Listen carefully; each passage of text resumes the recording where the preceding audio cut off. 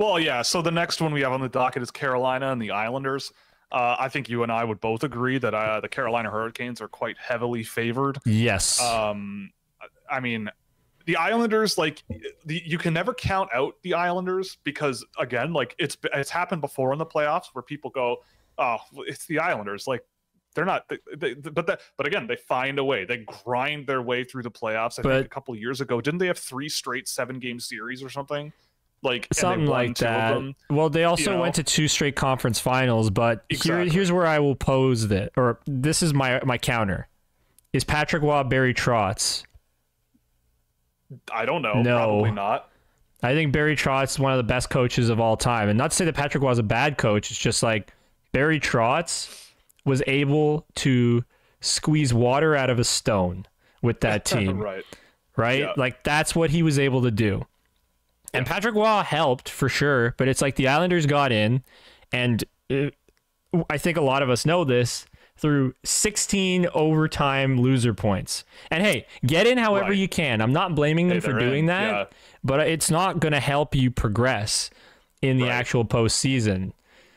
So I mean, I'm not confident in their ability to win. The only way it happens is if one of Varlamov or Sorokin just becomes a god. And when you have that sort of condition, like that as a win condition for your team, your chances of advancing are very limited. So it's not that I hate the Islanders, because I've actually liked them more than I have in previous years. Yeah.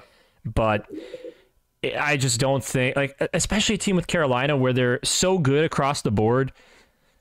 Maybe goaltending is the biggest question, but Freddie Anderson's looked good recently. Like, he's got a .932 in 16 games, but health could be a concern. Like, that's the only in I see for the New York Islanders is they win the goaltending matchup, and they got to do that every game, basically, or 4 out of 7 games in order to do that. So, and Carolina might be a cup favorite. So and you can't, like, no matter which way you slice it, outside of, and I'm looking at it now, in the last month, Carolina and the Islanders are 2 of the 4 best teams in the league, but outside of literally just winning games, it is heavily in favor of the Carolina Hurricanes. Their power play sits over the last month at 32%. The Islanders are sitting at 14.5%. The Carolina Hurricanes have killed 90% of the penalties. The Islanders are at 69.2%. Their goals per game is 10% higher than the Islanders. Their goals against per game, it's 2.2 versus 2.6. Like, no matter which way you slice it, and over the course of the whole season, like, Carolina's both offensive and defensive output has been insanely good. It's from the perimeter a lot of the time, but they get traffic in front. They have guys who have great hands in front, guys like Seth Jarvis. Jake Gensel has added a pretty nice dimension to that team. Every time I've watched Carolina in the last month, they've looked great. And the Islanders, I mean, correct me if I'm wrong, but it feels like the Islanders, a lot of those wins have come from just squeaking it out, right? Like, they're tied for regulation. They're tied for regulation wins, I think, with them in the last month. But doesn't matter. Like, I feel like a lot of those wins have come just barely at the end of the game, and a lot of we'll see what happens. But I can't help but think that this one's a little lopsided. Yeah. Even if Carolina takes penalties, they can kill them, and they've been doing it all year. One of the better PKs in the league too. Yeah, so like Frederick Anderson too. The last month has been absolutely astoundingly good. Ever since he's come back from injury, he's been great. And if that's the guy they're going to ride in the playoffs, then I mean, you've seen lots of Freddie Anderson in the playoffs. When he's on, he's really dialed in and can be tough to beat.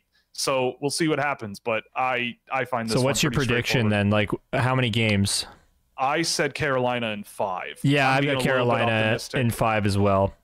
I see a lot of Carolina. I see a lot of Carolina. Just like, again, like the X factor for the Islanders, like you said, they face 40 shots a game from Carolina and save 38 of them, and score in overtime and win, right? Like, that's going to be the like likely output. But usually when people are this sure, it's when you're wrong. But because that's hockey. But I personally, I mean, I've watched a lot of the Hurricanes this year, especially since the deadline. Like, they've looked really, really, really good. And the Islanders have haven't been quite on that level, And at least to me. They're also way better than they were last year. There's a chat comment that I was actually going to get into, like as a point with Carolina, that they didn't have Svech last year. They didn't have Pacioretty because he played 3 games for them. Yeah, yeah. Teravainen was out. This year, Svech is back. Teravainen's back. Mm-hmm. Gensel's there. Kuznetsov's there. And even though he's kind of in the doghouse now, like he hasn't been playing as well recently, doesn't matter. It's not. He's there. He's there. And he's a really good player when he's on. So I think this is the biggest slam dunk series. I also have it at a 93% confidence because I don't go higher than 93%. Right. 94 is too much. Got to keep it civil. Exactly.